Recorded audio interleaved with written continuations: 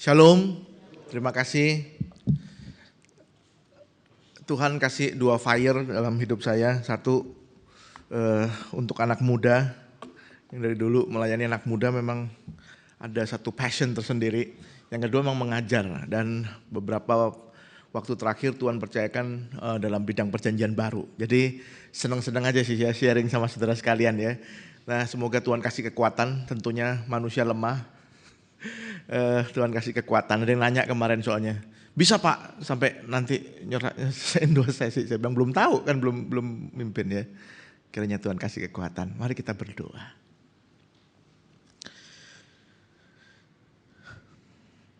Bapa dalam surga, kami bersyukur Engkau memberikan kepada kami penyataan firman Tuhan, Alkitab, yang boleh menjadi pegangan kami.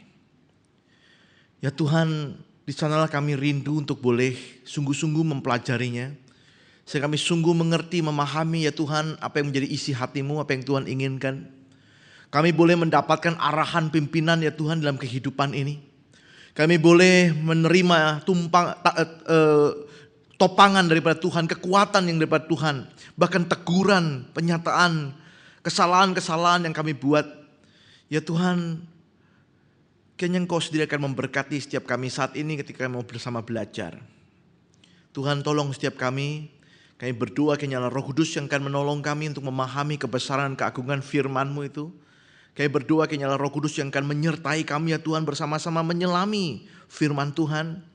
Dan Tuhan, kami berdoa kiranya Roh Kudus juga yang akan nanti bekerja di tengah-tengah kami. Bukan hanya mau belajar sebagai informasi, sebagai ilmu, tapi kami juga boleh menjadi perespon firman yang taat, setia kepada Tuhan. Engkau berkati waktu di depan kami. Di dalam nama Tuhan Yesus Kristus, Juru Selamat kami yang hidup, kami berdoa bersyukur. Amin. Nah saudara, dalam 2 kali pertemuan, masing-masing 2 sesi gitu rencananya ya, kita akan bersama-sama belajar tentang Injil Yohanes, saudara ya.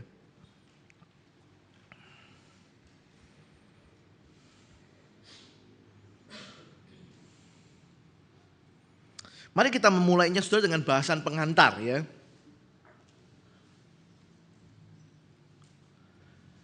Saudara, kitab Injil memiliki peran yang penting dan mendasar sekali bagi pembinaan atau pengajaran iman Kristen, saudara. Kalau saudara begitu membuka kitab suci di dalam perjanjian baru, kita langsung akan bertemu dengan kitab Injil. 4 kitab Injil itu adalah kitab-kitab yang sangat mendasar dan sangat penting sekali bagi iman Kristen. Di dalamnya memuat sumber pengetahuan dari kehidupan Tuhan kita Yesus Kristus selama Dia ada dalam dunia. Juga pengajaran-pengajaran pentingnya sesuai tuturan dari para saksi mata. Di dalam Alkitab kita ada 4 kitab Injil, saudara. Matius, Markus, Lukas, dan Yohanes. Karena itu saya merasa penting sekali bagi para pengikut Kristus, saudara sekalian, kita semua untuk sungguh-sungguh menyediakan waktu untuk mempelajarinya. Nah saudara, dari keempat Injil ini ya, Matius, Markus, Lukas, dan Yohanes, biasa itu bisa dibagi menjadi 2 bagian, saudara. 2 bagian ya. Yang satu bagian itu disebut sebagai Injil sinoptik ya. Nah boleh tes gak ya, kan 2 bulan ya belajar Injil sinoptik. Salah satunya khususnya Injil Markus ya. Apa itu saudara Injil sinoptik? Membahas satu topik, fokus secara bersama-sama. Oke.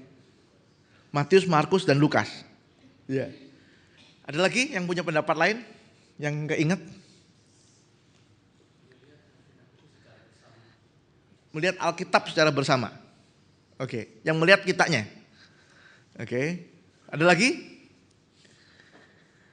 Saudara, kalau dari bahasa aslinya aja ya, bahasa Yunaninya sunoptik itu memang melihat bersama-sama. Nah, siapa yang melihat, saudara-saudara? Ya, mungkin bisa ada 2 pengertian ya. Yang pertama adalah para penulisnya itu melihat halnya bersama-sama sehingga bisa menulis hal yang sama. Tetapi yang mungkin lebih tepat adalah karena dari 3 Injil yang kemudian disebut sinoptik, yaitu Matius, Markus, dan Lukas, kita melihat ada banyak sekali kesamaan. Ya, ada banyak sekali paralel Ada banyak sekali bukan hanya peristiwanya yang dicatat sama, tapi cara ngomongnya, cara menuturkannya juga mirip. Nah itu asal mulanya ketika ini dijadikan satu kelompok yang disebut sinoptik. Dugaannya adalah 3 Injil ini punya sumber yang sama. Sumber itu maksudnya sebelum 3-3-nya tulis, ada satu sumber yang dipakai bersama-sama. Tidak heran kalau sampai ketiganya itu bisa nulisnya banyak kemiripan. Tentu saya setuju ya, kalau di sini misalnya ada 3 orang yang kita minta untuk menulis satu topik tertentu, mungkin 3-3-nya akan menulis secara berbeda. Tapi kalau 3-3-nya diberikan satu sumber tertentu, nah mungkin akan ada banyak hal yang sama, yang dia kutip misalnya, yang dia pakai misalnya, begitu ya. Jadi itu dasarnya, ya. Ada sumber yang sama yang dipakai. Nah, kalau saudara belajar dari 2 bulan ini tentang Injil Markus, sumber yang dipakai yang banyak itu apa? Injil Markus itu sendiri ya. Banyak ahli yang percaya Injil Markus itu Injil yang pertama. Injil Markus yang dijadikan sumber bagi Matius dan Lukas gitu. Kira-kira begitu ya. Semua setuju? Kira-kira itu yang kita belajar bukan ya? Jadi itulah sebabnya ketika Injil ini kemudian disebut sinoptik ya. Karena mereka punya sumber yang sama dan sumbernya diduga, ya diduga itu artinya memang tidak pasti saudara ya. Kan kita tidak tahu yang pastinya bagaimana ya. Kita cuma menduga dari banyaknya kesamaan dan saya pikir sudah dibuktikan juga kepada saudara waktu membahas Injil Markus itu. Bahwa sumbernya itu adalah Injil Markus itu sendiri. Misalnya saudaraku karena melihat di dalam Injil Markus itu 80%-nya lebih bahkan ya 90% maksudnya dari Injil Markus itu ada di dalam Injil Matius dan lebih dari 80% ada di dalam Injil Lukas, catatan Markus itu. Jadi bisa digambarkan memang Markus yang pertama, lalu Matius dan Lukas memakainya sebagai acuan untuk menulis Injil masing-masing. Nah karena itu yang kedua saudara adalah yang disebut the fourth gospel ya, atau Injil yang keempat yang kita belajar sekarang ini saudara, yaitu Injil Yohanes. Apakah Yohanes tidak melihat secara bersama-sama? Saya kira sama ya, sama yang lainnya juga. Dia juga melihat peristiwa-peristiwa yang terjadi dalam pelayanan Tuhan Yesus misalnya. Dia juga mengikuti sang guru misalnya. Tapi yang membedakan adalah sumbernya. Di dalam Injil Yohanes kita dapati bahwa ada begitu banyak tulisan-tulisannya dalam Injil Yohanes itu yang berbeda dengan catatan dari Injil Sinoptik. Betul? Ada banyak sekali perbedaan. Sering digambarkan Injil Yohanes itu lebih bernuansa spiritual. Ya. Banyak meditasi, banyak renungan-renungan yang dia bayangkan. Khususnya ketika ditinjau dalam hal gaya bahasa, struktur sastranya. Nah, setelah saya percaya hal ini menjanjikan kepada setiap kita yang mempelajarinya untuk mengalami penyegaran dan peneguhan iman atau spiritualitas, saudara. Ya, karena dalamnya kita akan melihat bagaimana seorang rasul itu atau seorang anak Tuhan itu merenungkan apa yang dialaminya, apa yang dilihatnya, apa yang pernah ia dengar langsung dari sang guru. Nah saudara, saya ajak kita melihat satu tabel ini tentang perbedaan Injil Sinoptik dan Injil Yohanes, saudara. Misalnya ya dari struktur narasinya, kalau saudara memperhatikan. Di dalam struktur narasinya saudara, kita akan melihat Injil Sinoptik itu akan memberikan sebuah struktur, untuk kalau kita perhatikan dalam Injil Sinoptik itu tentang pelayanan Yesus yang dituturkan berkeliling mengikuti lokasi geografis. Ya, memang Matius, Markus dan Lukas ada variasi-variasi yang berbeda urutannya. Tetapi paling tidak saudaraku mengikuti Yesus itu digambarkan berkeliling mengikuti lokasi geografis, yaitu mulai di Galilea. Ya. Daerah Danau Galilea itu tempat ia memanggil murid yang pertama. Ya. Nah lalu Yesus langsung meneruskan sampai akhirnya itu di Yerusalem. Jadi ketiga Injil, Matius, Markus, Lukas, menunjukkan pelayanan Yesus itu dimulai di Galilea dan terus berkembang dan diakhiri atau puncaknya itu di Yerusalem. Ya, puncaknya di Yerusalem. Jadi seakan-akan kalau kita membaca Injil Sinoptik, kita melihat Yesus itu ujungnya atau fokus pelayanannya itu menuju ke Yerusalem. Nah, yang membedakan dengan Injil Yohanes adalah di dalam Injil Yohanes pelayanan Yesus itu dituturkan seakan hanya berfokus di Yerusalem.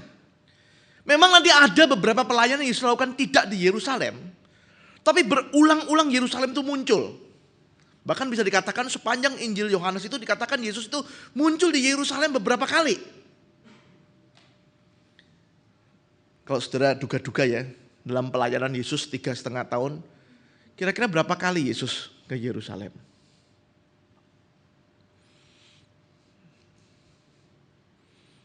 Berapa kali? Belum pernah tahu ya. Nah, itu sebabnya kita mau belajar Injil Yohanes ya. Nah, Injil Yohanes akan kasih kita kira-kira ya. Nah, saudara, kalau dia memang digambarkan sebagai orang Yahudi asli, ya, orang Yahudi itu setidaknya setahun sekali ya ke Yerusalem, ya kan, ya ada perayaan kan gitu ya. Jadi setidaknya atau sedikitnya Yesus juga 3 kali atau 4 kali ke Yerusalem. Nanti akan kita lihat. Nah, Yohanes menekankan itu. Ya, nanti kita akan lihat perbedaannya dengan Injil yang lain. Kalau kita melihat Injil yang lain seakan-akan itu di bagian akhir. Dia baru menuju ke sana. Tapi di Injil Yohanes tidak demikian ya. Yang kedua, isi narasinya. Saudara, Injil Sinoptik mencatat berbagai bentuk pelayanan Yesus. Ya. Yesus menyembuhkan penyakit, mengusir setan, mengajar, memberitakan Injil Kerajaan Allah. Ada perumpamaan-perumpamaan yang diceritakan oleh Yesus. Sedemikian rupa, ada yang pendek, ada yang agak panjang. Itu Injil Sinoptik. Juga mencatat narasi penting tentang kehidupan Yesus. Misalnya tentang kelahirannya, ya, pengalamannya bersama para murid. Itu Injil Sinoptik, saudara.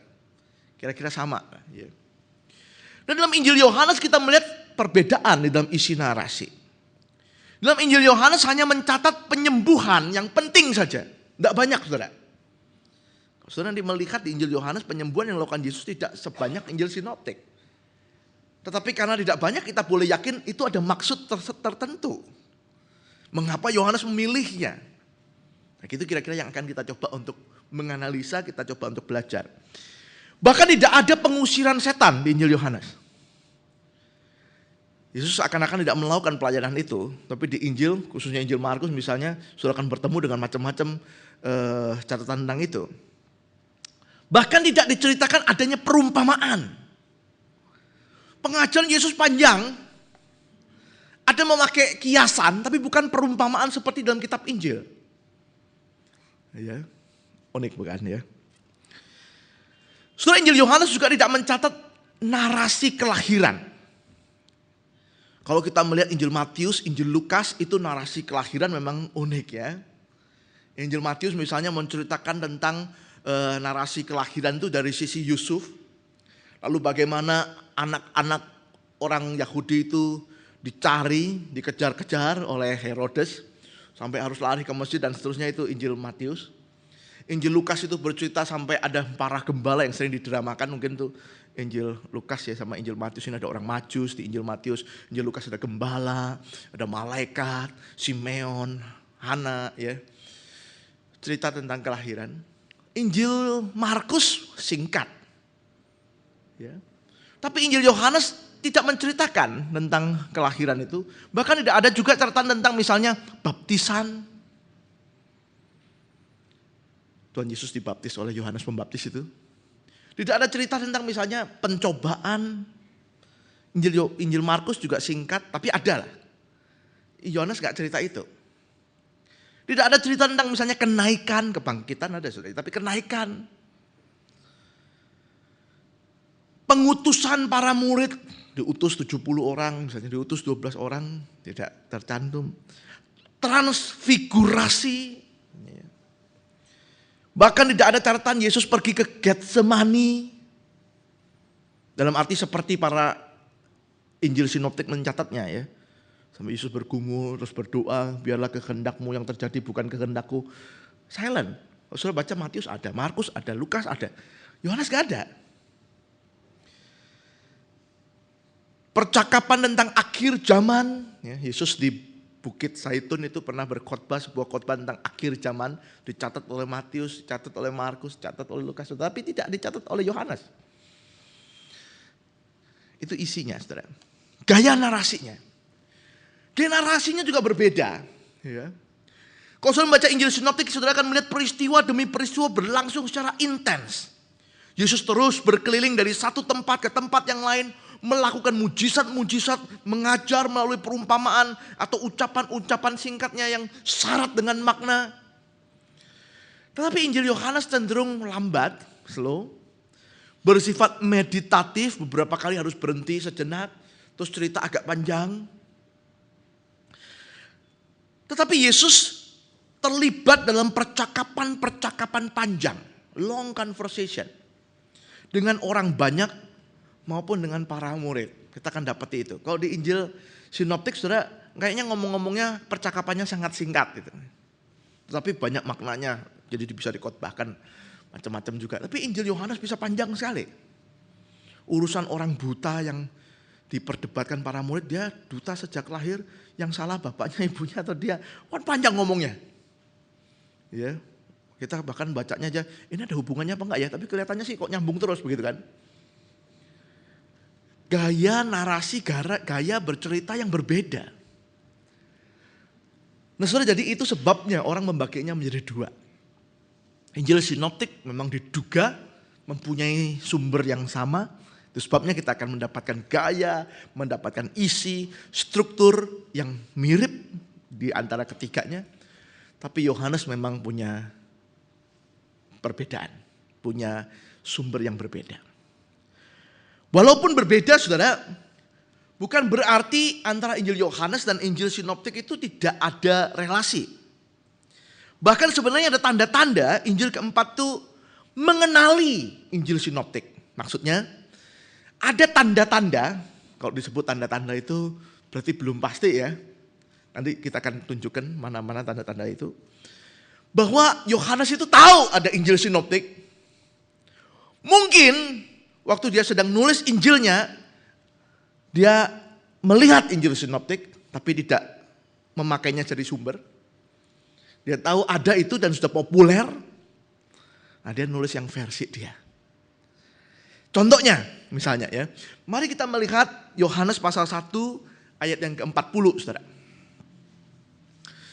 Yohanes pasal 1 ayat yang ke-40 ya. Boleh gak ada satu orang membacakan, kita berpartisipasi.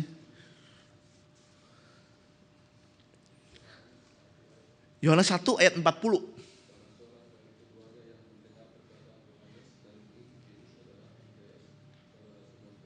Ya. Saudara, ini baru pasal 1, baru perkenalan, lalu ada muncul nama Andreas. Seakan-akan penulis Injil ini merasa perlu untuk memperkenalkan siapa itu Andreas. Dan waktu memperkenalkan, lalu ada seorang yang bernama Andreas yang mengikuti Yesus. Dua murid yang pertama kali mengikuti Yesus, salah satunya namanya Andreas. Dia takut orang tanya, Andreas yang mana? Dia kasih keterangan, Andreas itu saudara Simon Petrus. Tanpa dia ragu-ragu, orang tidak tahu siapa itu Simon Petrus. Seakan-akan, sekali lagi seakan-akan tuh belum pasti. Nama Simon Petrus sudah terkenal dan sering disebut di dalam Injil Sinoptik. Jadi dia tidak perlu kenalin. Ya semua udah tahu lah, semua udah pernah baca. Kan udah baca Markus, baca Matius, baca Lukas. Simon Petrus siapa? Semua pada tahu. Nah saya coba kenalin, Andreas itu saudaranya orang terkenal itu. Oke? Kedua, pasal 4 ayat 44.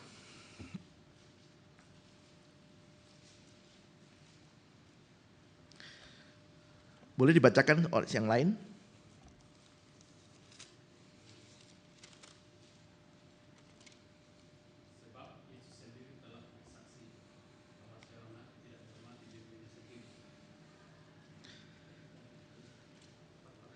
Betul ya, betul. Sebab Yesus sendiri telah bersaksi bahwa seorang nabi tidak dihormati di negerinya sendiri. Seakan-akan penulis ini ingin mengatakan, Yesus kan pernah bersaksi begitu toh. Nah ini sekarang terjadi. Dia nggak ada cerita Yesus bersaksi itu di kapan. Tapi kalau kita membaca dari misalnya Matius 13 ayat 57, Markus pasal 6 ayat yang keempat, Lukas 4 ayat 24, kita akan melihat di sanalah Yesus ngomong, seorang nabi tidak akan dihargai di tempatnya sendiri. Tapi dia nggak catat itu. Dia cuma mengatakan kan Yesus pernah ngomong itu, seakan-akan pembacanya itu sudah tahu kapan itu terjadi. Kapan Yesus pernah bersaksi begitu. Nah, itu kira-kira ya. Satu lagi, pasal 6 ayat 67. Boleh ada orang lain yang membacakan? Pasal 6 ayat 67.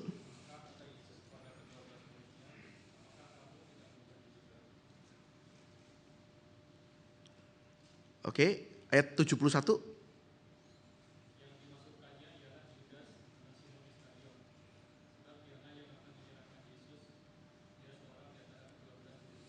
Oke. Pasal yang ke-6 di dalam Injil Yohanes itu pertama kalinya muncul istilah ke-12 murid itu. Seakan-akan dia juga menganggap ke-12 murid itu semua udah pada tahu.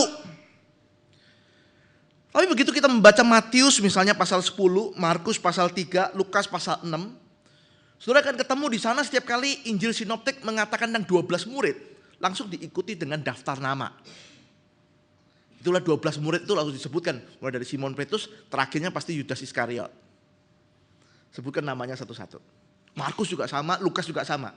Tapi Yohanes seakan-akan dia tidak perlu tulis. Dia merasa seakan-akan semua pada tahu. Yudas Iskariot itu salah seorang dari 12 murid itu loh. Kalau ada yang nanya, siapa sih 12 murid itu? Ya baca itu 3 Injil, kan udah baca, sudah ada pada kalian semua. Kira-kira gitulah. Nah saudara, jadi bisa diduga bahwa Injil Yohanes walaupun berbeda dengan Injil Sinoptik, tapi bukan sama sekali pasti tidak ada hubungannya.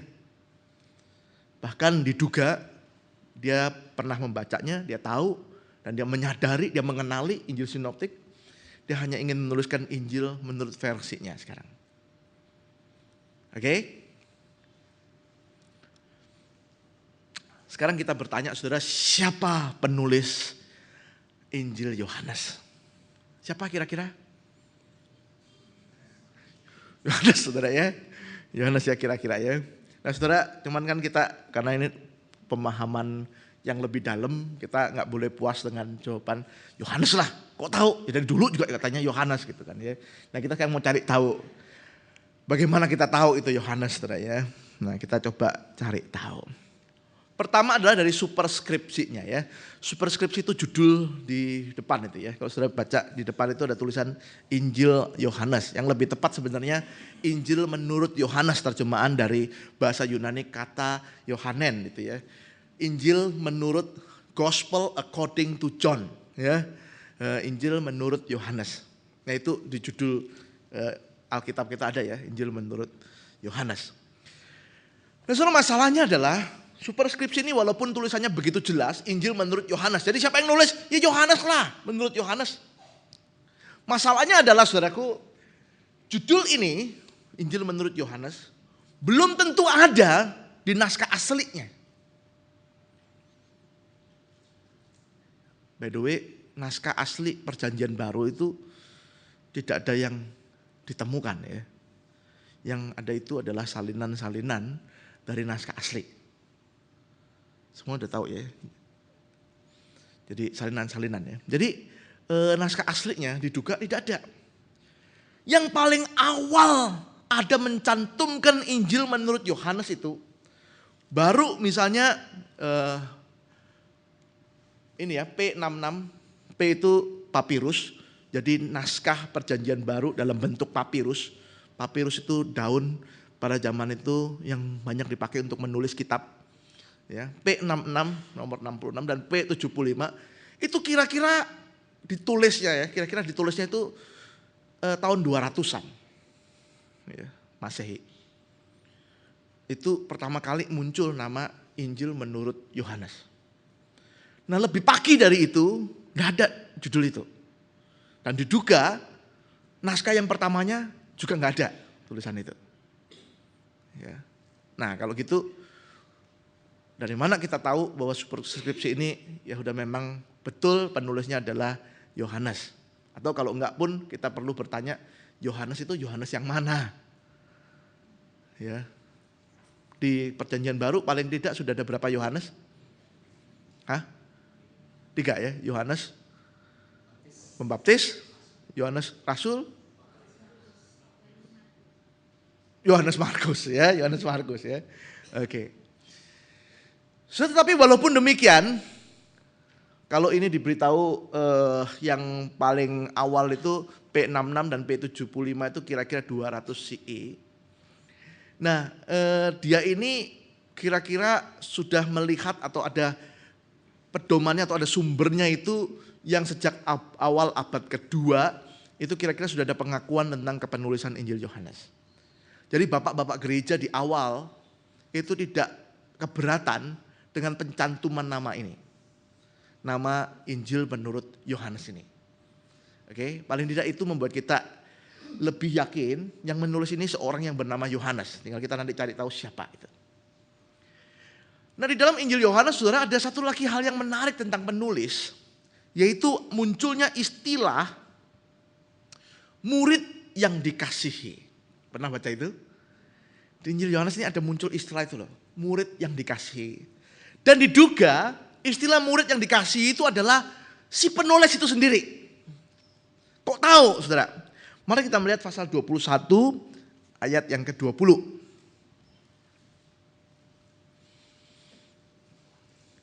Boleh seorang membacakan pasal 21 ayat 20?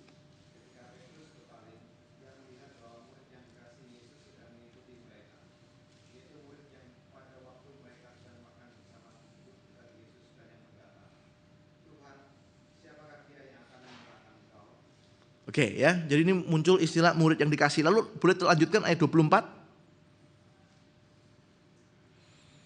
Ayat 24 ya.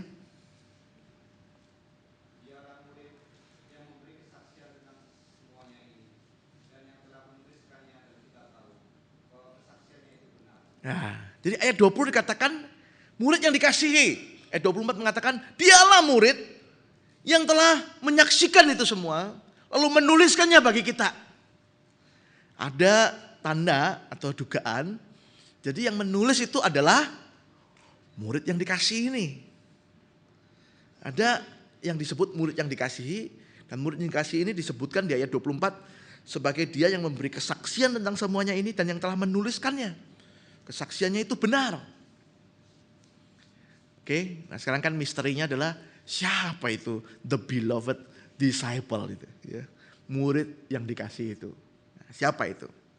Nah, saudara, mari kita melihat beberapa bagian ya. Misalnya murid yang dikasihi itu muncul memang di perjamuan terakhir. Mari kita lihat pasal 13 ayat 23.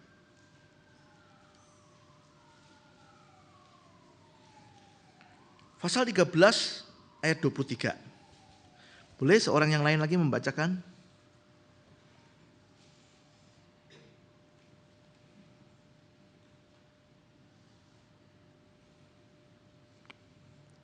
Tidak usah berebut, saudara, satu aja. Pasal 13 ayat 23.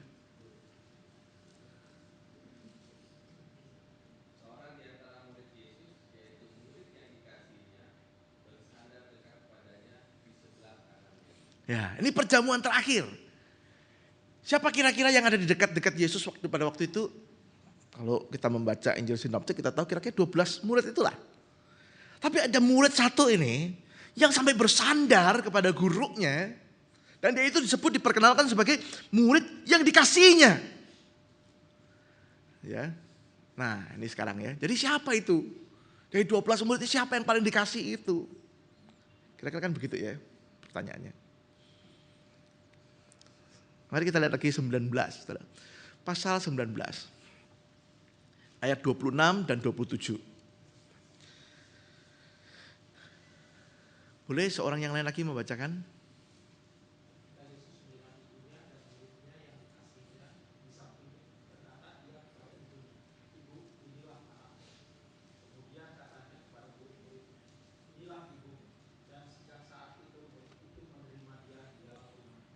Nah, ada murid yang dikasih hadir di bawah salib.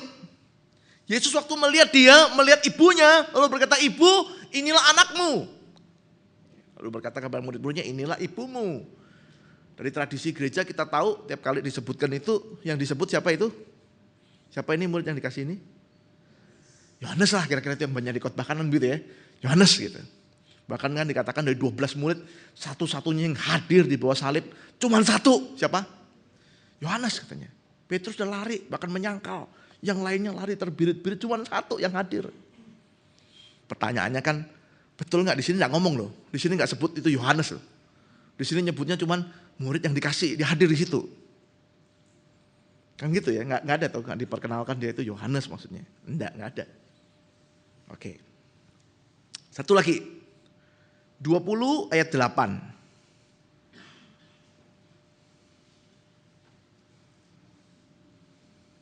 Maria dia, Maria. Boleh bacakan?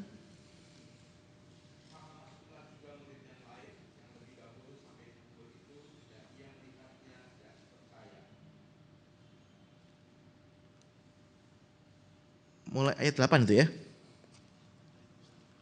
Pasal 20 ayat yang ke-8.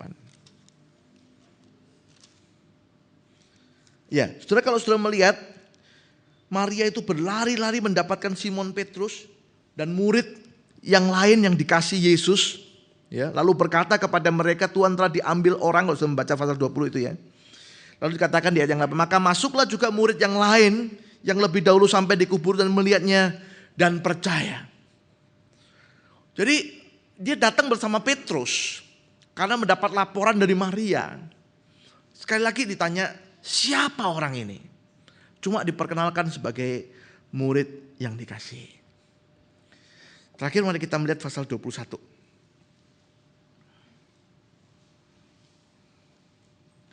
Ayat yang ke-7. Boleh dibacakan?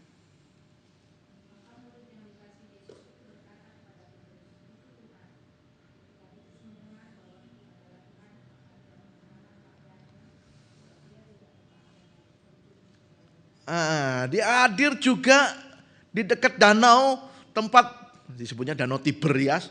Para murid itu sedang nangkap ikan lagi setelah kebangkitan Yesus. Lalu dikatakan dia itu berkata kepada Petrus, rupanya ini memang akrab sama Petrus ya saudara ya. Beberapa kali kejadian itu dia sama-sama Petrus melulu gitu kan ya. Dia itu ngomong sama Petrus, itu Tuhan. Petrus langsung mengenakan pakaiannya karena dia tidak berpakaian, terus menyambut Tuhan. Jadi ada di sana murid yang dikasih itu. Siapa dia? Belum tahu. Tapi ada dugaan saudaraku, murid yang dikasih itu adalah penulis Injil ini. Oke? Dan dugaan kita sementara kira-kira Yohanes gitu ya. Karena sering dengar khotbah atau sering dengar disampaikan ya, nah, itu Yohanes lah. Gitu ya. Nah, mari kita lihat bukti internal, saudara. Kita sekarang selidiki siapa itu kemungkinannya ya. Bukti internal ya. Bukti dari Injil Yohanes itu sendiri. Mari kita melihat pasal 1 ayat 14.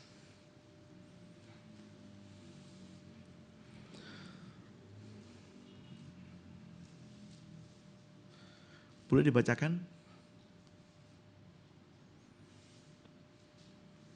Pasal 1 ayat 14.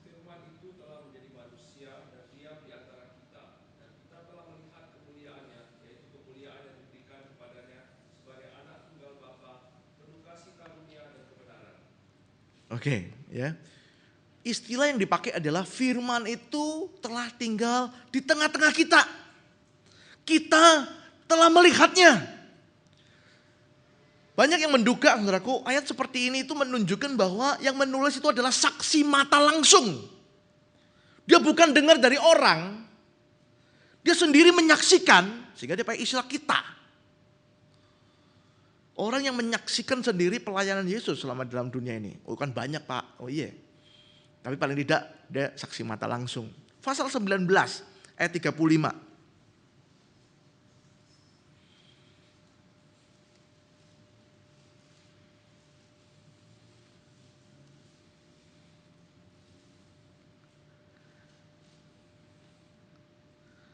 Kalau bacanya gantian semua baca saudara ya.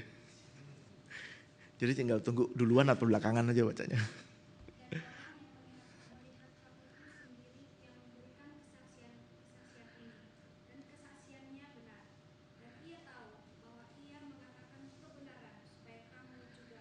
Ya, Orang yang menulis ini yang melihatnya sendiri. Dia yang menyaksikannya. Dan yang disaksikan itu benar. Terakhir tadi kita sudah membaca 21 ayat 24. Boleh baca lagi 21 ayat 24 dan 25. Coba dibaca lagi saudara. Pasal 21 ayat 24 dan 25.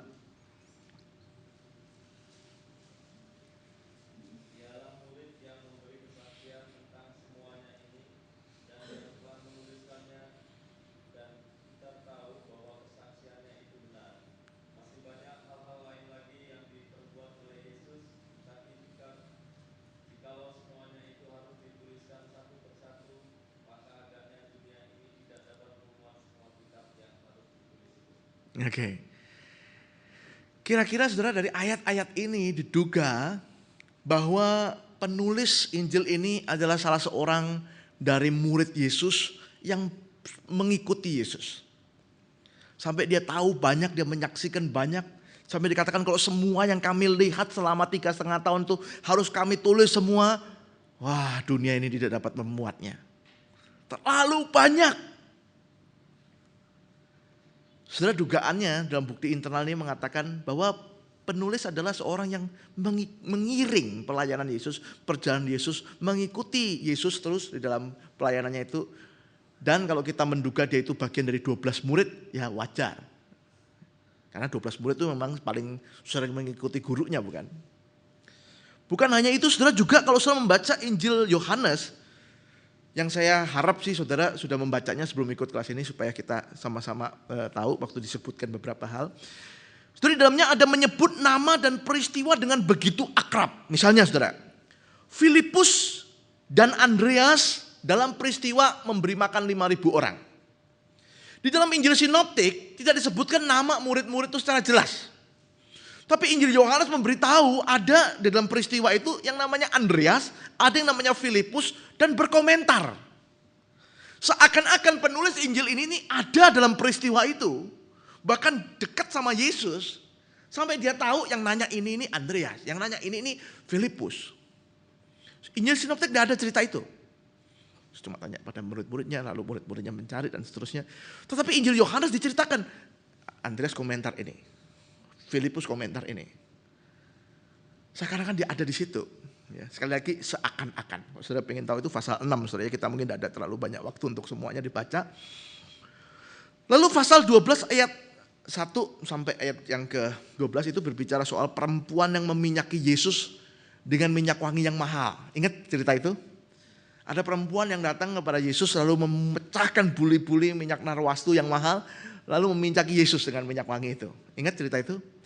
Kalau saudara membaca Injil Matius, saudara membaca Injil Markus, diceritakan ada seorang perempuan yang datang kepada Yesus. Tidak dikasih tahu namanya siapa. Tetapi Injil Yohanes kasih tahu. Perempuan itu namanya siapa? Maria. Siapa itu Maria? Saudara Lazarus dan Marta. Seakan-akan dia tahu pasti persis. Dia ingat kejadian itu. Dia tahu peristiwa itu. Dia kenal Mama Maria. Hopengnya. Jadi akrab sekali gitu. Yang lain lagi. Pasal 18 ayat 10. Ada catatan tentang hamba yang telinganya kena potong itu. Tahu cerita itu? Dia tulis namanya siapa? Namanya ditulis. Injil Sinoptik gak ada tulisan itu. Tapi dia kasih tahu namanya. Siapa namanya? Maltus. Sekarang kan dia tahu itu. Bahkan mungkin terakhir sering ngobrol sama dia. Bahkan mungkin tinggal gak terlalu jauh dari tempat waktu dia menulis ini. Sekarang kan dia mau kasih tahu namanya Maltus. Kok juga gak percaya peristiwa ini? Tanya dia tuh. Soalnya di gang sebelah sana misalnya. Seakan-akan dia memang akrab, tahu persis semua peristiwa itu dengan sendirinya. Lalu penyebutan Lazarus, Nathanael, Nikodemus, nama-nama ini tidak muncul di Injil Sinoptik. Tapi Injil Yohanes memunculkannya, bahkan seakan-akan akrab dengan mereka itu. Mau digambarkan, saudara, penulis ini adalah seorang yang mengiring Yesus, seorang yang akrab dengan tokoh-tokoh yang penting itu, sampai menjelaskan nama itu dengan sangat personal. Mungkin dia itu punya pengaruh besar juga di gereja sampai dia tahu banyak hal ini. Dugaan-dugaan itu saudara, kira-kira. Ya, dan sekali lagi kalau gambaran itu menunjukkan kepada Yohanes murid Yesus, ya wajar lah. Oke. Nah sekarang kita lagi cari identitas murid yang dikasih tadi ya. Kita baru tinggalkan murid yang dikasih itu. Sekarang kita cari identitasnya dengan lebih jelas saudara. Sebagai Rasul Yohanes ya. Mari kita lihat Yohanes pasal 21 saudara. Saya bacakan bagi kita sekalian ya. Yohanes pasal 21. Mulai ayat yang pertama ya. Kemudian Yesus menampakkan diri lagi kepada murid-muridnya di pantai Danau Tiberias. Dan ia menampakkan diri sebagai berikut. Ya. Di pantai itu berkumpul, perhatikan ada 7 nama. Simon Petrus, Thomas, Nathanael, ya. Anak-anak Zebedeus. By the way, anak-anak Zebedeus itu siapa? Hah? Yakobus dan Yohanes ya. Terus yang 2 lagi. Dan 2 orang muridnya yang lain. Nah terus tadi kalau sudah masih ingat kita tadi sudah membaca yang hadir di Danau Tiberias itu salah satunya adalah murid yang dikasihi. Masih ingat itu tadi kita tinggalkan tadi. Jadi kira-kira murid yang dikasihi itu kalau mau tahu siapa, ya salah satu dari 7 orang ini. Betul gak? Ini disebut nih nama-namanya nih. 7 ini nih. Terus tadi ada salah satunya itu disebut murid yang dikasihi. Jadi kandidatnya itu ya 7 orang inilah. Tetapi kalau Petrus kayaknya gak mungkin. Dari tadi Petrus disebut namanya. Sepanjang Injil ini juga nama Petrus itu muncul terus. Kok tiba-tiba dia sebutnya murid yang dikasihi. Ya Petrus lah. Apalagi dia udah komentar sama Petrus ya pasti bukan Petrus. Petrus gagal. Ada 6. Ya sisanya. Thomas. Injil ini sebut nama Thomas beberapa kali. Pasal 11 muncul, ini pasal 21. Nanti Thomas itu muncul di pasal 20 waktu kebangkitan dia tidak percaya itu. Jadi kalau murid yang dikasih itu adalah Thomas, kayaknya nggak mungkin juga. Namanya disebut, kenapa kok nggak nyebut aja namanya Thomas? Kok ada sebagian Thomas, sebagian murid yang dikasih, pasti bukan Thomas juga. Sudah gugur 2, tinggal 5. Siapa lagi? Nathanael. Nathanael juga namanya muncul di sini maupun di pasal 1 misalnya ada nama Nathanael. Kenapa nggak dari awal disebut murid yang dikasih, enggak. Nathanael muncul, jadi pasti bukan Nathanael juga. Kira-kira begitulah ya logikanya ya. Jadi sisa 4. Nah 4 ini nggak disebut namanya. Yang 2 cuma disebut anak-anak Zebedeus, Yohanes dan Yakobus. Masalahnya Yakobus itu dalam tradisi gereja dipercaya matinya awal, martir itu. Di dalam Kisah Para Rasul pasal 12 itu dia sudah martir itu, Yakobus. Jadi kayaknya bukan dia yang nulis Injil Yohanes. Injil ini maksudnya ya, sebelum kita tahu Injil Yohanes ya. Karena kan dia mati duluan itu ya. Jadi bukan dia. Ya, Yohanes masih belum ini, masih simpan dulu. Dan ada sebut 2 murid yang lain. Siapa itu 2 murid yang lain? Apakah 2 murid yang lain itu murid yang dikasihi? Ya. Nah kalau ngitung-ngitung dari murid-murid Yesus, ya karena 5 sudah kita simpan, jadi tinggal 7 lagi, kan muridnya 12 ya. Ya 7 yang nggak disebut di sini itu Yudas Iskariot misalnya, nggak mungkin lah, betul nggak? Kan udah mati, ya waktu Yesus bangkit ini kan ya udah bunuh diri kan ya. Jadi ya bukan Yudas Iskariot. Satu lagi yang biasanya langsung bisa dihapus adalah Matius. Kenapa? Kan dia nulis sendiri. Kenapa dia nulis lagi gitu? Ya kan ya. Ya kan dia kan udah nulis Injil Matius. Kan dia enggak perlu nulis lagi dong. Nah, itu juga dihapus juga. Jadi sisa berapa? Sisa 5 lagi ya yang belum disebut ini ya. Nah, siapa itu 5? Nah, 5 itu Simon orang Selot ya, terus ada Tadeus misalnya ya. Ini nama-nama yang enggak pernah dikaitkan dengan Injil ini dalam sejarah gereja itu. Siapa lagi ya? Yudas sama Tadeus itu kira-kira mungkin orangnya sama ya. Mungkin sama. Siapa? Kalau kita lupa kita lihat Saudara ya. Kadang-kadang saya juga lupa ya. 12 murid namanya siapa ya. Ada lagi yang belum disebut? Simon orang Selot. Andreas ya. Dan Andreas tadi belum disebut ya. Nah Andreas juga kayaknya nggak mungkin. Karena namanya di pasal 1 juga muncul nama Andreas. Jadi kalau dia nggak disebut lagi namanya aneh juga. Terus tiba-tiba disebutnya murid yang dikasih, jadi aneh juga. Nah saudara, singkat cerita ya, yang paling kandidat yang mungkin ya, atau kandidat yang paling mungkin ya, kalau bahasa hukumnya itu tersangkanya ini ya, atau yang dicurigai ya siapa yang nulis, kira-kira ya Yohanes. Dua anak Zebedius itu salah satunya adalah murid yang dikasih itu. Nah, kita dari sini tahu itu ya. Yang lain saudaraku, kalau saudara melihat tadi beberapa ayat yang kita baca saudara ya, dia itu begitu dekat dengan Petrus sampai disebut murid yang dikasihi. Kalau dari 12 murid Yesus, ada istilah yang namanya inner circle. Dari 12 murid ini ada 3 yang rupanya paling dekat. Siapa itu? Petrus, Yakobus, Yohanes. 3 ini misalnya dikatakan 3-3-nya ini diajak lihat Yesus terus transfigurasi itu ya. Waktu Yesus ketemu ada Musa, ada Elia atau Yesus itu ya. Itu kan 3 ini ya yang diajak. Yang lainnya nggak diajak, 3 ini diajak. Waktu di Taman Getsemani juga begitu ceritanya itu, kalau sudah membaca Injil Sinoptik, murid-murid yang di lain diajak tapi suruh berhenti, yang 3 diajak lebih dekat. Oke? Seakan-akan memang Tuhan Yesus punya ini yang 3 yang lebih dekat lah, lebih dekat 3 ini. Jadi kalau sampai ditanya siapa yang murid dikasihi Yesus, yang paling dikasihi, ya kira-kira di antara 3 inilah. Padahal di antara 3 ini yang 2 bisa dihapus gitu loh, kan ya. Petrus enggak lah, disebut terus namanya kan, Petrus. Satu lagi Yakobus itu. Terus tadi dikatakan Yakobus dugaannya kan menurut tradisi itu meninggal sudah dari Kisah Para Rasul 12 itu agak awal. Jadi kalau sebagai penulis Injil Yohanes kayaknya bukan dia. Nah tinggal 1 aja, Yohanes. Oke. Jadi semakin ketahuan ya. Dan yang menarik, kalau saudara membaca Injil Yohanes, ya, salah satu bedanya dengan Injil Sinoptik ya, nama Yohanes Rasul itu tidak ada di Injil Yohanes, nggak pernah muncul namanya.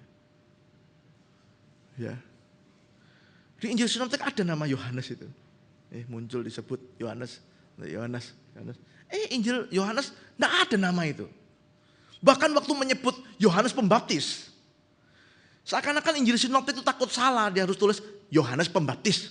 Tapi begitu saudara membaca Injil Yohanes, nama Yohanes Pembaptis itu cuma disebut Yohanes. Seakan-akan dia berharap orang-orang tidak akan kesaru lah. Kalau di sini dia tulis Yohanes, ya pasti Yohanes Pembaptis, bukan gue. Kan gue yang tulis sendiri. Nah nama dia nggak pernah muncul. Sehingga orang menduga lebih kuat lagi, ya kira-kira yang nulis ini Rasul Yohanes. Terus didukung lagi saudaraku dengan latar belakang Palestina. Ya. Kalau saudara membaca Injil Yohanes saudara, sudah mulai. Ya. Latar belakang Palestinanya kuat saudara, Injil Yohanes ini. Misalnya ya, pengetahuannya akan budaya Yahudi. Dia tahu persis detail ritual Yahudi. Misalnya di pasal 2 ayat 6 dalam sebuah perkawinan di Kana, dia tahu di sana itu ada kebiasaan adat Yahudi yang namanya pembasuhan. Dia tulis itu saudara. Misalnya ya pasal 2 ayat 6 mungkin supaya kita jelas juga ya. Pasal 2 ayat 6. Dia tulis begini saudara.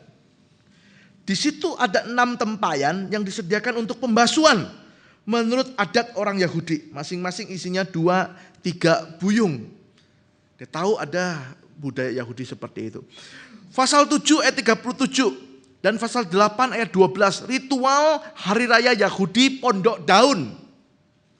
Dia juga tahu itu. Dan beberapa yang lain saudara ya, mungkin saya nggak perlu sebutkan semua karena waktu. Jadi pengetahuannya kan budaya Yahudi itu cukup kental di dalam Injil ini. Beberapa kali muncul. Kedua, pengetahuannya kan sejarah Yahudi. Dia menulis dengan jelas misalnya di pasal 2 ayat 20. Saya bacakan. Lalu kata orang Yahudi kepadanya, 46 tahun orang mendirikan bait Allah ini. Dan engkau dapat membangunnya dalam 3 hari. Ini satu-satunya yang menulis sampai 46 tahun itu Injil Yohanes. Sudah baca Injil Matius, Markus, gak ada tulisan itu. Seakan-akan dia tahu persis memang 46 years. Dari peletakan batu pertama mungkin gitu ya. Dari sejak awal dibangunnya, dia tahu persis. Seakan-akan sejarah Yahudi, sejarah Israel itu dia hafal itu. Pengetahuan geografinya akan Palestina sangat kuat sekali. Misalnya, pasal 5 ayat 2. Dia tahu kolam itu, saudara, kolam yang disebut Bethesda itu, ya Bethesda itu ya, adalah kolam yang dekat dengan gerbang domba, misalnya. Dia tahu itu. Dia tahu ada yang namanya kolam Siloam, pasal 9. Sungai Kidron, pasal 18. Dia tahu bahwa yang namanya Betania itu ada 2 kota, misalnya di pasal 1 ayat 28, pasal 12 ayat 1. Dia tahu ada yang namanya Ainon, dekat Salib, itu tempat Yohanes membaptis juga. Dia tahu nama lain dari Danau Galilea itu Danau Tiberias. Injil yang lain gak ada yang tulis itu, dia tulis. Jadi dia kayaknya sangat ngerti Palestina. Kayaknya dia memang seorang yang tinggal sana. Dia seorang yang lama di sana. Dia tahu persis detail tempat-tempatnya. Sehingga dia menulis itu dengan segala pemahamannya itu. Sudah dari gambaran ini, sangat mendukung sekali kalau memang dugaan kita adalah Rasul Yohanes. Seorang penangkap ikan dari Palestina. Oke, yang kemudian menjadi Rasul. Nah, bukti eksternal, saya cepat aja bukti eksternal ini. Karena memang bukti ini cukup kuat ya saudara ya. Satu suara bahkan bisa dikatakan mendukung kepenulisan Rasul Yohanes ya. Misalnya catatan Eusebius soal laporan Irenaeus dari Polikarpus, katanya Irenaeus itu waktu kecil, nah guru dia itu namanya Polikarpus. Polikarpus itu pernah mengatakan Injil ini ditulis sama Yohanes Rasul. Kira-kira begitu ya. Jadi bapak-bapak gereja sebenarnya memang cukup kompak atau satu suara. Kayaknya nggak ada yang punya pendapat lain. Yang punya banyak pendapat lain itu orang-orang zaman sekarang. Bapak gerejanya enggak. Orang zaman sekarangnya yang ragu-ragu. Misalnya ya, keberatan saudara ya. Kenapa kok keberatan ya? Orang ada yang keberatan dengan identitas murid yang dikasih itu. Ya. Apa mungkin ada penulis yang begitu arogan ya? Ngaku-ngaku yang paling dikasih gitu. Pasti dia ngomongin orang lain lah, bukan ngomongin dia sendiri. Ya kalau kita tulis tulisan terus ada kita terlibat, masa kita ngaku-ngaku murid yang dikasih? Waktu dia ngomong murid yang dikasih, dia tuh cerita orang lain. Nggak mungkin dia searogan itu nyeritain diri, ngaku-ngaku paling dikasihi. Jadi nggak mungkin lah kalau murid yang dikasih itu yang nulis. Dan kalau murid yang dikasih itu memang Yohanes, berarti dia bukan yang nulis. Nah gitu keberatannya. Setuju?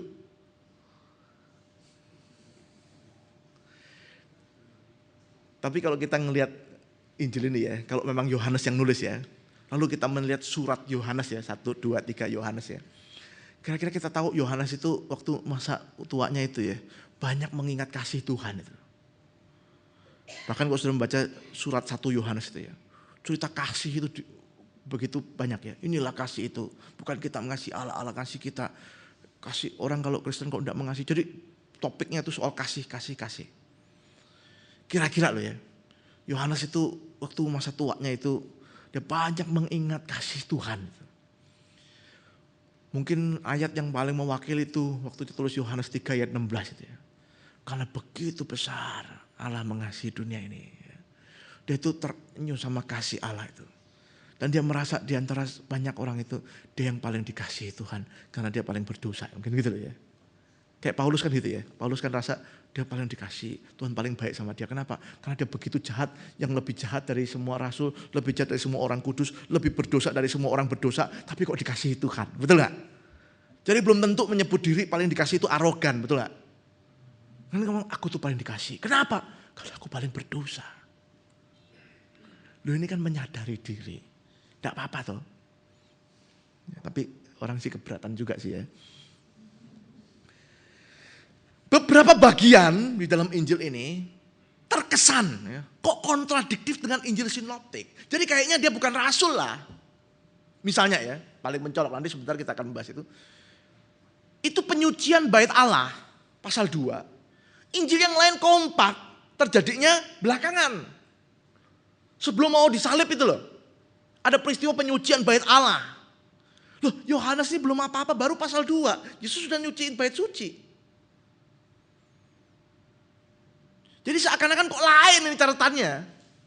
Bahkan ada yang bertanya, jadi sebenarnya berapa kali Yesus itu menyucikan bait suci? Sama nggak yang di Yohanes ini dengan yang di Injil Sinoptik? Jadi kayaknya nggak mungkin rasul lah. Rasul kok nggak kompak? Orang lain nih yang kurang tahu kira-kira mungkin gitu. Tapi saudara, dari banyak cerita yang saya tadi sudah sebutkan, justru yang kita lihat di dalam banyak catatan Injil ini justru terlihat keakrabannya, ya, bukan perbedaan itu. Jadi mungkin ada cerita lain nih tentang penyucian bait suci ini. Nanti kita akan melihat ya waktu kita membahas kitab ini. Nah, ini yang sering dinyatakan juga. Kalau kita membaca Injil Yohanes, ada kesan filsafat Yunani, filsafat Helenis, filsafat Yunani di Injil itu. Kalau saudara masih ingat ya, saya waktu dulu masih SMA ya, kalau belajar soal Injil Yohanes itu yang paling terkenal itu kan ngajarin logos itu loh. Ya, kalau saya ingat itu khotbah-khotbah atau seminar-seminar tentang Injil Yohanes terus ngomongin tentang logos. Logos itu konsep filsafat barat. Logos itu konsep tentang firman itu, ya. Terus menjelaskan tentang filsafat barat. Ya, tentang dihubungkan dengan Plato, dihubungkan dengan sepertinya Philo, ya, dihubungkan dengan filsuf-filsuf gitu. Maksudnya keberatan ini adalah kalau yang nulis itu Yohanes Rasul itu, yang adalah nelayan, tangkap ikan, masa mikirannya bisa filsafat-filsafat, gitu lah kira-kira ya. Ya mungkin lah, ini pasti orang pintar lah, mikirnya filsafat barat. Ini orangnya pendidikan tinggi. Kira-kira gitu loh keberatan ini ya. Setuju? Nah, saya duga-duga kita itu rada terlalu tanda petik menghakimi nelayan zaman itu. Ya. Kita bayangin kayak nelayan zaman ini yang demo sama Menteri Susi itu ya.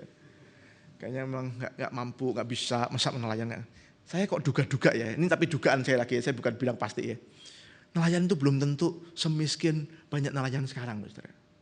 Contoh ya, yang dugaan saya cukup beralasan ya. Petrus itu ya.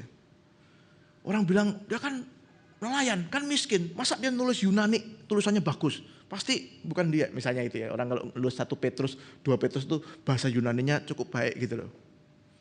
Belum tentu nelayan waktu itu, belum tentu miskin kayak sekarang. Ya. Misalnya, Petrus itu punya mertua. Mertuanya itu 1 kali sakit. Gitu.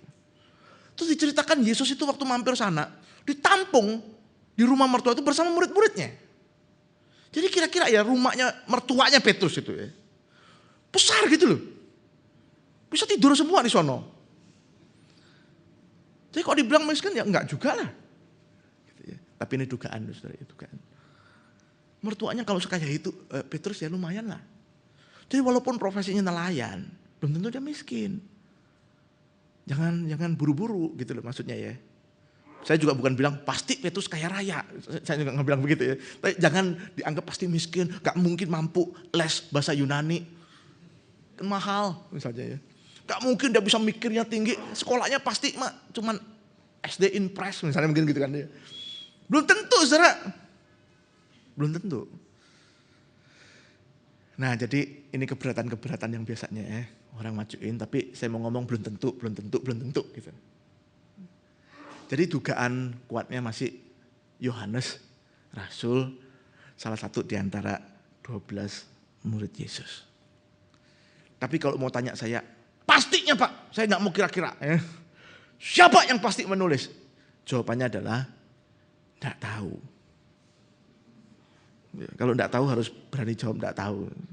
Jangan sok tahu nggak tahu ternyata ya. Nggak tahu, saudara. Ya. Tetapi dugaan paling kuat mungkin ya. Dugaan paling kuat Rasul Yohanes. Bahkan Rasul Yohanes itu disebut oleh Paulus dalam Galatia pasal yang kedua salah satu dari soko guru gereja. Soko guru gereja itu ada 3 orang disebut Paulus. Petrus, ya, Yakobus saudara Tuhan Yesus, ya, dan Yohanes. Jadi kira-kira kalau sampai dia nulis sebuah Injil yang berbeda dengan sinoptik, hanya orang dengan otoritas seperti rasul, ya, yang bisa gampang diterima walaupun lain sama yang tiga ini, gitu loh. Saya kok duga-duga, ya memang sekaliber Yohanes lah yang mungkin menulis Injil ini. Itu tentang penulis, saudara. Ya. Yang lain mungkin lebih singkat, saudara. Kapan Injil ini ditulis, ya? Kalau memang yang nulis adalah Rasul Yohanes, ya. Nah, saudara, kalau tentang kapan itu ada 3 pandangan, saudara, ya. Pertama itu mengatakan sebelum tahun 70-an. Ya. Kenapa? Karena di Injil ini tidak disebutkan peristiwa hancurnya Bait Allah tahun 70. Ya. Itu saya percaya 2 pembahasan yang lalu sudah dibahas, ya. Lalu terminologi awal kekristenan juga nggak muncul. Misalnya para murid itu cuma disebut murid, bukan disebut rasul. Jadi kalau ditulisnya agak belakangan kayaknya kok nggak mungkin tulisnya agak awalan gitu, ya. Lalu perbedaan mendasar dengan sinoptik, dugaannya kok kayaknya dia nggak tahu Injil sinoptik. Jadi sinoptik mungkin belum ditulis. Jadi pandangan ini merasa dia nulisnya lebih awal bahkan dari Injil sinoptik. Kenapa kok berbeda? Ya karena sinoptik belum ada, gampangnya begitu loh kalau pandangan ini, ya. Yang kedua adalah akhir abad pertama. Nah mungkin yang ini yang paling banyak, ya.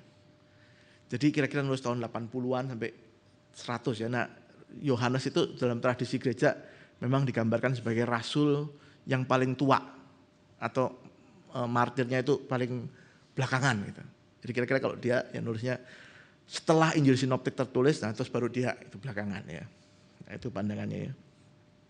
Dan para bapak gereja sih setujunya itu, ya. Nah yang terakhir sebenarnya abad kedua di tahun 100-an, 100 berapa begitu. Tetapi pandangannya saya kira sudah tidak tepat karena tadi bahkan salinan yang paling awal mencatat nama Injil menurut Yohanes itu ada pada tahun 200-an CE, ya, Common Era. Jadi kira-kira nggak mungkin kalau sampai abad kedua, ya. Nah kalau sesuai sama dugaan kita tadi, kemungkinan memang yang nulis Yohanes, kemungkinan pilihan yang kedua itu akhir abad pertama itu yang lebih tepat setelah Injil sinoptik ditulis, kira-kira gitu, ya. Di mana ditulisnya? Ada yang menduga Efesus. Yohanes itu melayani lama di Efesus. Ya, jadi bapak gereja juga bilang Yohanes ada di Efesus, dia melayani di Efesus. Jadi kemungkinan di sana. Alexandria itu karena dianggap memiliki relasi dengan Philo. Tadi saudara ingat Philo itu seorang filsuf dan diduga Injil Yohanes itu kental dengan filsafat-filsafat. Alexandria itu kota filsafat. Mungkin di sana, kan tidak harus di sana, ya. Antioquia karena dianggap punya kesamaan dengan beberapa kitab yang ada di Antioquia, cara berpikir yang sama. Ini juga sebenarnya tidak terlalu kuat. Palestina karena begitu akrab dengan dunia Palestina seperti yang saya jelaskan tadi. Tapi saya kira banyak yang menduga itu Efesus, ya, kota yang paling cocok untuk penulisan ini. Nah, saudara, itu tentang kepenulisan, saudara, ya. Sekarang yang terakhir tentang tujuan, ya. Yang pertama, saudara, dari penjelasan soal geografi Palestina, budaya Palestina, sejarah Palestina, kira-kira nuansa Yahudi itu memang kuat sekali atau kental sekali dalam Injil ini. Jadi kalau dibilang tujuannya Injil ditulis adalah bagi orang Yahudi, kita bisa mengerti.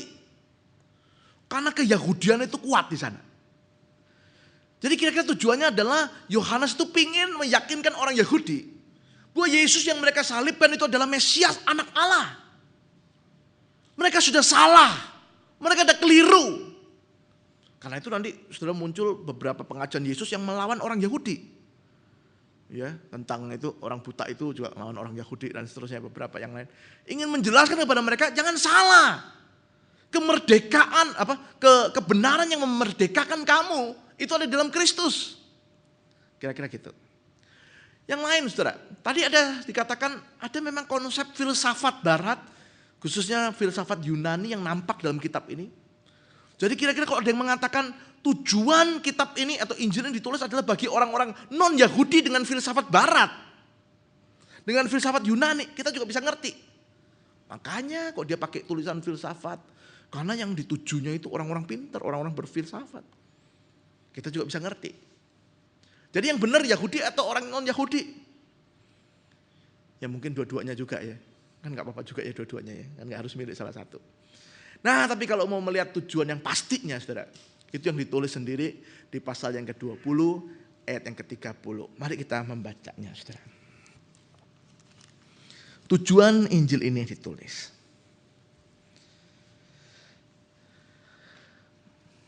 Boleh kita baca bersama-sama saudara.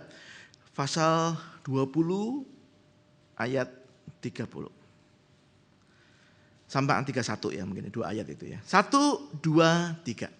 Memang masih banyak tanda lain yang dibuat Yesus di depan mata murid-muridnya yang tidak tercatat dalam kitab ini. Tetapi semua yang tercantum di sini telah dicatat. Supaya kamu percaya bahwa Yesuslah Mesias Anak Allah. Dan supaya kamu oleh imanmu memperoleh hidup dalam namanya. Tujuannya supaya kamu percaya. Nah, supaya kamu percaya itu maksudnya tujuannya penginjilan atau pembinaan, saudara.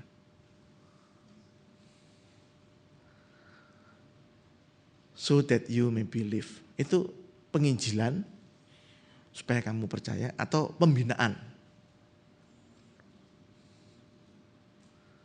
Nah, ini kalau saudara belajar ini ya, kritik teks ya.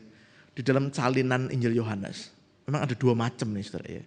Yang satu tuh bentuknya itu cuma beda 1 huruf Yunani saudara ya. Bedanya ya. Yang satu tuh memang memakai tensa auris. Auris itu artinya terjadi 1 kali. Jadi kira-kira artinya itu supaya kamu percaya 1 kali. Ya. Nah, itu tentu untuk penginjilan ya, supaya kamu percaya, in order you may believe. Tetapi ada lagi versi yang lain, bentuknya itu dalam bentuk present. Cuma beda 1 huruf itu. Nah dalam bentuk present itu artinya supaya kamu boleh terus-menerus percaya. Jadi kayak lebih tujuan didaktis gitu ya. Tujuannya untuk pembinaan. Kamu sudah percaya sih. Cuma saya tulis ini semua supaya kamu terus-menerus percaya. Terus-menerus percaya. Terus-menerus percaya. Kira-kira gitu lah. Kalau bagi saudara mungkin ada yang bilang, ya nggak apa-apa lah Pak, penginjilan boleh, pembinaan boleh, penginjilan dan pembinaan juga baik gitu ya. Tapi kalau ahli-ahli itu bisa ribut soal beginian saudara. Ya. Bisa berdebat soal beginian. Banyak tulisan, nggak bisa penginjilan. Ya. Yang satu bilang, nggak bisa pembinaan. Ribut ya. Gara-gara penginjilan sama pembinaan. Terus kita bilang pokoknya memuliakan Tuhan. Saya berhenti sampai sini saudara. Apakah ada pertanyaan?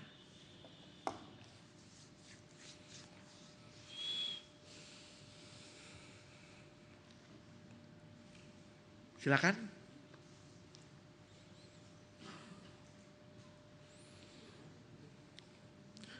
Saya ceritakan apa yang saya bayangkan tentang Injil, saudara ya. Saya itu bayangkannya itu begini, saudara ya.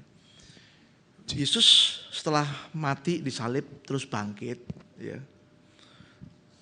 Terus naik ke surga. Terus para murid kan mulai menginjili itu, ya. Kalau saya baca kisah para rasul itu kan, mereka menginjili kemana para rasul itu ya. Menginjili. Tapi belum ada yang nulis. Tebak-tebak ya. Kitab Perjanjian Baru yang pertama ditulis, kitab apa? Hah? Nah, ini ada kekeliruan ya. Kitab di Perjanjian Baru yang paling awal ditulis, kemungkinan ya, itu surat-surat Paulus. Tidak semua ya. Mungkin surat Paulus yang paling awal itu Tesalonika atau Galatia. Mungkin ya, dugaan ya. Itu tahun-tahun 50-an ditulis ya. Karena Paulus itu begitu dia menginjili, kan dia itu perjalanan misi ya, Paulus ya. Terus dia balik, dia tuh perlu memperhatikan gereja-gereja yang sudah dibangun dia itu.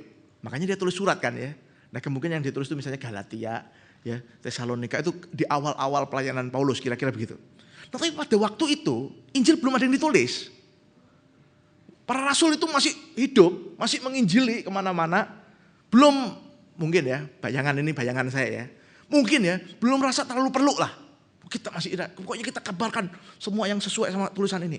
Tapi mungkin pada waktu itu cara penginjilannya sudah ada bentuk-bentuk yang rada paten formulanya gitu loh. Kan misalnya Rasul Petrus dia itu bersaksi tentang memberi makan 5.000 orang. ceritanya begini. Nah, terus diulangin ke sana, diulangin ke sana, diulangin. Akhirnya lama-lama jemaat yang ikut beberapa kali terus hafal itu loh. Oh ceritanya begini loh ya. Nah terus diceritakan ke orang lain. Kira-kira formulanya tuh sudah sama itu. Nah itu tuh mungkin mulai ada cerita-cerita yang kalau diulang-ulang itu sudah sama itu. Misalnya perumpamaan. Nah itu mungkin sudah mulai ada yang paten-paten gitu loh. Tapi gak ada catatannya. Jangan bayangin kayak sekarang ya. Saya ngomong cepat sekali nyatat. Nah waktu itu nyatat kan gak secepat itu ya. Orang kan kertasnya mahal kan gitu ya. Pakai papirus, pakai itu kulit binatang begitu ya. Bukan kayak kertas kayak sekarang kan begitu. Jadi jangan dibayangin kayak sini. Jadi lebih banyak tuh oral tradition. Ngomong. Dan orang Yahudi itu paling jago oral tradition. Kenapa saudara? Dari sejak ulangan pasal 6, itu hukum sudah diperintahkan. Terus ulangin, bicarakan ini untuk anak-anakmu. Waktu engkau duduk, engkau berdiri, engkau jalan, engkau berbaring. Terus ulang-ulang. Jadi hukum itu dihafal. Dengan cara oral. Disebutin terus. Jadi kalau Injil itu disebarkan dengan cara oral tradition, itu sangat bisa dipahami. Waktu awal-awal. Nah, jadi ceritanya kan Paulus terus nginjilin nih.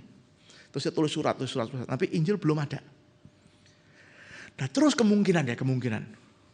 Penganiayaan semakin besar.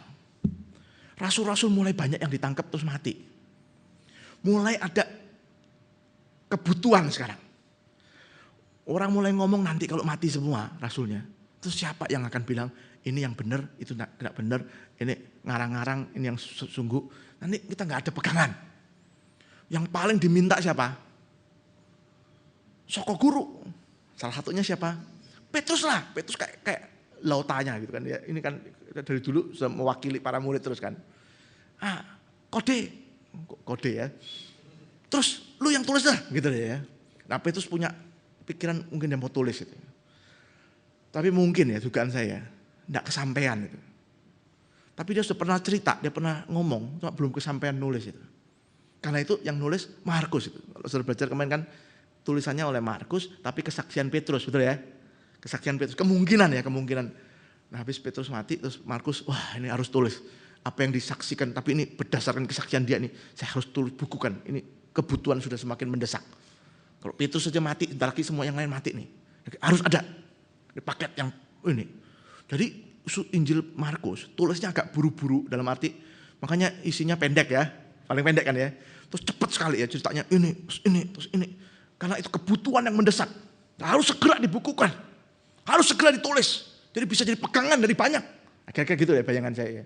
Sekali lagi ini cuma bayangan saya loh ya. Tapi berdasarkan cerita-cerita atau data-data yang tadi ya. Nah setelah ini mulai tersebar. Lalu gereja ada yang mulai butuh. Terus mengatakan begini, Injil Markus sih bagus ya, ini dari Petrus ya. Cuman kalau mau diajarkan ke gereja ini, kita butuh kurikulum gitu loh. Ini kalau Injil Markus ini diajarkan ke katekisasi baru, itu wah kepanjangan. Maksudnya ceritanya kan cepat sekali. Ini terlalu panjang, padat gitu loh. Materinya itu. Bisa nggak dibagi-bagi jadi kayak kurikulum, nah ini minggu pertama ini, minggu kedua ini, minggu ketiga ini. Nah yang diminta siapa? Boleh nggak Matius, you tulisin lah. You kan orangnya sistematis, you tulisin lah. Nah dia bilang, oke deh saya pakai Markus, tapi saya versikan yang lebih sistematis. Wah kalau ngeliat Matius itu sistematis itu loh. Ya. Pasal 1, pasal 2 khusus tentang narasi kelahiran itu. Terus diceritakan di sana ada apa? Itu 14. Nama-nama keturunan dari Abraham sampai Yesus itu ya, dia disusun. Terus ada 5 kesaksian perjanjian lama yang digenapi dalam kelahiran Yesus. Terus nanti pasal 3-4 itu dia ceritakan tentang itu baptisan terus pencobaan. Nah, terus ada 5 pengajaran penting, mulai dari khotbah di bukit, ya, terus pasal 9, ya, pasal 10, ya, terus pasal 13, terus pasal 17, 18, terus pasal 24, 25. Jadi ada 5 pengajaran, masing-masing terus ada. Jadi kayak kurikulum gitu. Ya kayak ini minggu pertama, itu minggu kedua. Kalau baca Matius ya. Kalau baca Markus nyambung terus gitu loh. Tupi kontinu terus ini ya. Wah ini terus ini. Terus ada kebutuhan lagi Lukas. Lukas bilang Matius sih bagus ya, kurikulumnya sudah bagus.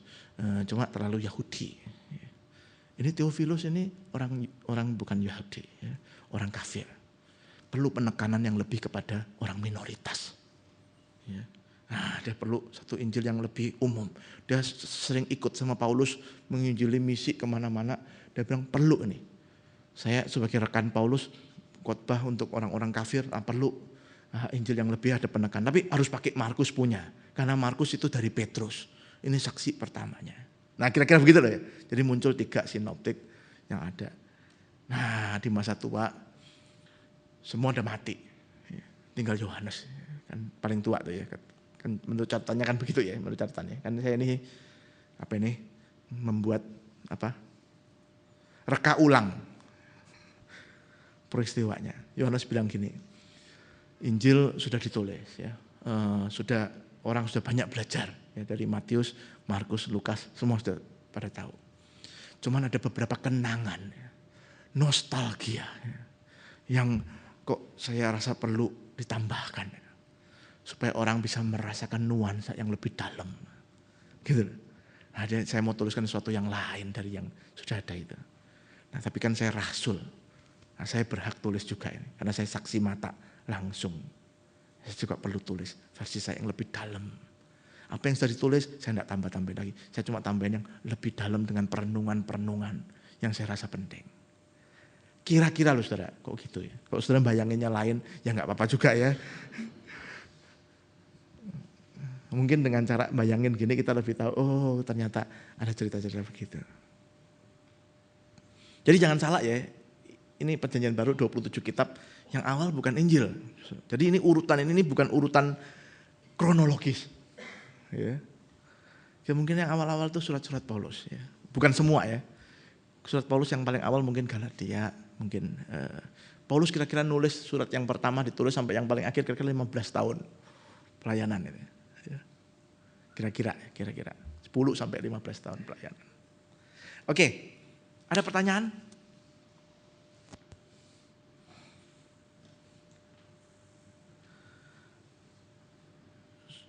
Saudara sudah jelas atau semakin pusing setelah membaca Markus dan Yohanes? Ya, silakan, Pak.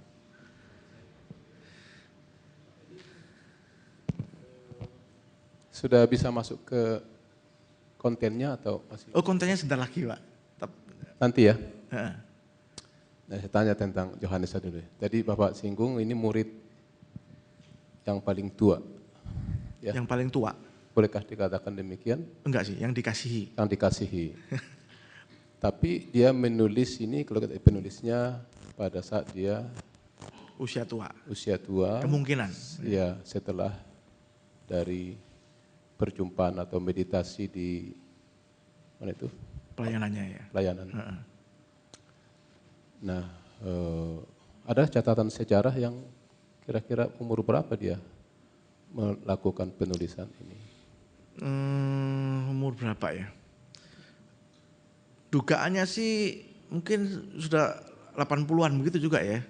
Kalau dia seumuran Tuhan Yesus ya. Jadi kan kalau tahun 80 ya 80s lah ya. Kemungkinan sih begitu. Atau kalau dia lebih muda dari Tuhan Yesus ya berarti masih 70-an.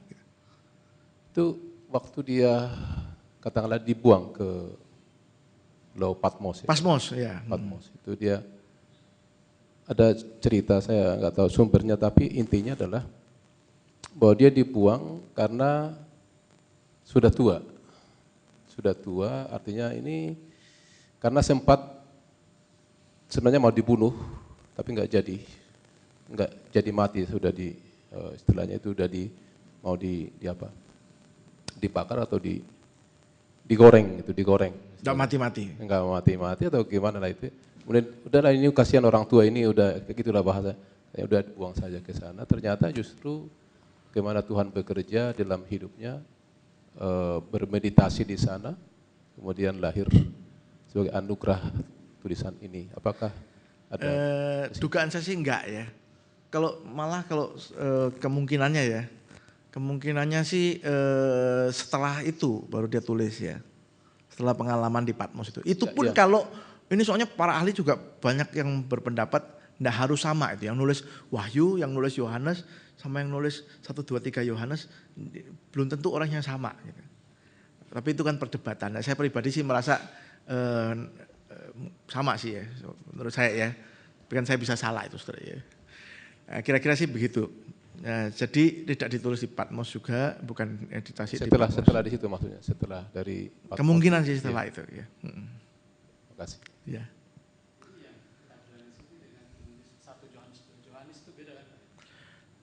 Kalau saya sih sama Pak. Tapi itu banyak perdebatan. Kalau saya lihat Injil Markus itu banyak yang menyorot itu baru akhir-akhir ya. Tapi kalau Yohanes itu sudah cukup lama disorotin. Akibatnya banyak itu perdebatan, banyak pendapat. Tadi Bapak ngomong semakin banyak belajar semakin bisa keliru ya. Ya itu resikonya. Ya.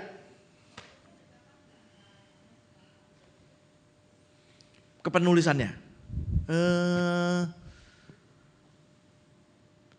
Mungkin dugaan saya sih yang pertama itu kalau enggak Injil, Wahyu justru. Ya, malah mungkin Wahyu duluan gitu. Nah, baru Injil, nah terus yang terakhir memang 1, 2, 3 Yohanes.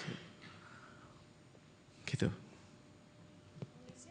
Udah dibuang di Patmos atau setelahnya ya, saya kira sih setelahnya. Waktu di situ kali ya.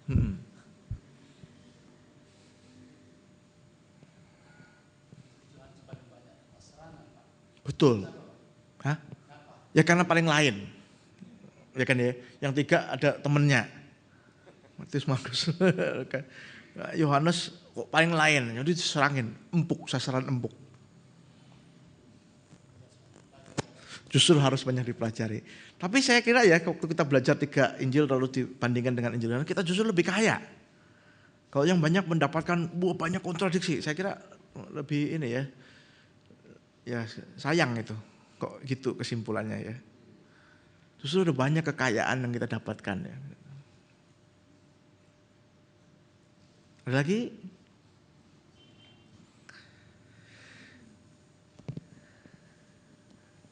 Satu lagi Pak. Ya. Kalau begitu urutan itu sebenarnya diatur berdasarkan apa ya? Jadi urutan kitab Perjanjian Baru ya. Saya kira diatur berdasarkan jenis ya. Jadi begini, saudara kalau melihat dari Perjanjian Lama ya, urutan itu begini. Yang paling pertama itu hukum, karena itu kayak dasar. Nah Injil itu yang mirip dengan itu. Malah kan Tuhan Yesus mengatakan Injil itu ya mengenapi hukum kan ya. Jadi itu yang paling dasar ditaruh di awal gitu jenisnya ya. Nah terus setelah hukum lalu sejarah. Kalau Perjanjian Lama itu kan gitu ya. Sejarah ya, mulai dari Yosua sampai Nehemia, Ester itu ya. Ya jadi ada 12 kitab sejarah ya. Nah itu seakan-akan mau menceritakan hukum ini sekarang berjalan di dalam sejarah. Gitu urutannya ya. Nah Injil itu terus sejarah. Sejarahnya itu kisah para rasul. Nah, Injil ini disebarkan di dalam perjalanannya. Ya. Nah terus yang ketiga itu kok dalam Perjanjian Lama itu adalah sastra. Yaitu puisi. Ya. Mulai dari Ayub sampai Kidung Agung. 5 kitab puisi ya. Nah itu sastra. Yahudi itu paling suka sastra puisi. Nah di dalam Perjanjian Baru, zaman Perjanjian Baru, sastra yang sangat berkembang zaman itu sastra epistel, surat. Itu pada zaman itu tuh populer sekali. Orang Yunani, orang Romawi, dan termasuk orang Yahudi kan dijajah ya mereka. Itu populer tentang surat. Nah surat itu bentuknya macam-macam ya. Nah itu bicara soal sastra surat di dalam masa Perjanjian Baru itu menarik sekali. Nah makanya yang ketiga itu jenisnya jenis surat-surat. Mulai dari surat Paulus kumpulkan kira-kira ada 13, lalu tambah surat umum. Ibrani, Yakobus, Peter, Yohanes, dan Yudas itu. Ya itu surat ya. Nah yang terakhir di Perjanjian Lama itu nabi-nabi, nubuatan. Ya, nabi besar dan nabi kecil. Ya mulai Yesaya sampai nanti Maleakhi ya, kalau nabi kecil kan Maleakhi terakhir ya. Nah, kitab PB terakhir juga nubuatan. Apa? Wahyu. Kira-kira urutannya sih begitu. Jadi bukan berdasarkan kronologi. Nah, kalau Injil kenapa kok mulainya Matius ya. Saudara kalau minggu lalu, 2 bulan lalu pernah dijelaskan, Matius itu yang paling populer waktu itu ya, dipakai di gereja. Kalau tadi kalau sesuai sama yang saya ceritakan ya, kalau benar loh ya, itu kan karena gereja terus dipakai sebagai katekisasi, liturgi, karena memang bahannya itu kayak paket-paket begitu. Jadi dia paling utama, sering disebut itu. Tapi bukan berarti dia paling awal. Terus dia itu menyambungkan perjanjian lama juga paling mulus lah. Ya kan dia ceritanya dari awal perjanjian lamanya begini kan gitu kan. Jadi kayaknya kok nyambung kok di awal tuh paling itu gitu. Atas Markus itu kan ini, atas Lukas kan kemudian. Nah ini kan 3 sinoptik. Nah satu yang paling lain Yohanes, makanya Matius, Markus, Lukas, terus Yohanes gitu. Nah kira-kira gitulah logikanya ya.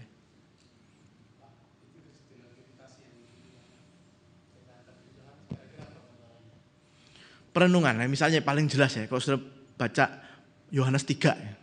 Dia tuh lagi ngomong, Tuhan Yesus lagi ngomong-ngomong sama Nikodemus. Tiba-tiba dia tuh pikirannya kayak meditatif, terus teringat sama kasih Allah yang begitu besar. Kalau sudah baca itu sebenarnya kan tidak ada hubungannya gitu loh sama yang diomongin itu. Tapi dia terus kayak keinget gitu loh. Teringat, itu kan meditatif kan ya.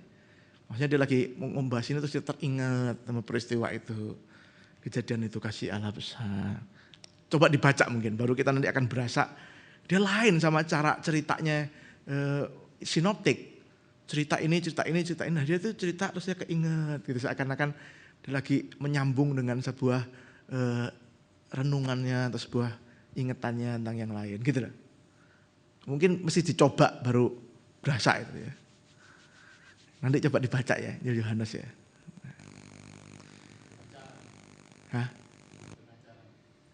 Bukan pengajar, cara cerita. Meditatif itu maksudnya cara ceritanya. Dulu waktu pemuda ya, saya kira sampai sekarang ya orang itu masih berpendapat kalau mau menginjili orang itu atau membaca Alkitab seluruhan itu ya atau tahunan itu ya.